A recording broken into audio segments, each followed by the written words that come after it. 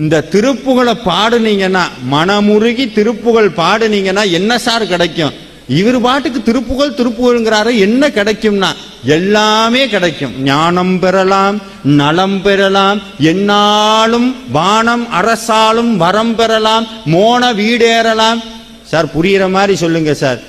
வாழ்க்கையை புரிஞ்சுக்கிற அறிவு கிடைக்கும், ஞானம் கிடைக்கும், நலம் கிடைக்கும். நலம்னா என்னன்னா, காலையில எந்திரிக்கிறோம் பாருங்க, காலையில எந்திரிக்கும் போதே உண்மையாலுமே ஆரோக்கியம்னா காலையில எந்திரிக்கும் போதே எப்பா முடியல அப்படின்னு எந்திரிக்காம இருந்தோம்னா அதுக்கு பேரு நலம்னு அர்த்தம்.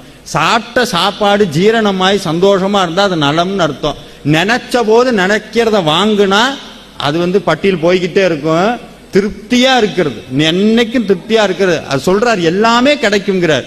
ஞானம் பெறலாம், நலம் பெறலாம், என்னாலும் வானம் பதவி கிடைக்கும்.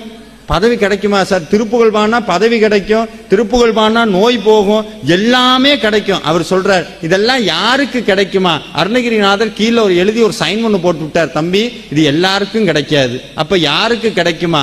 யானைக்கு இளையான் திருப்புகழை பாடுவாருக்காமே இக்கூற்றுனர்.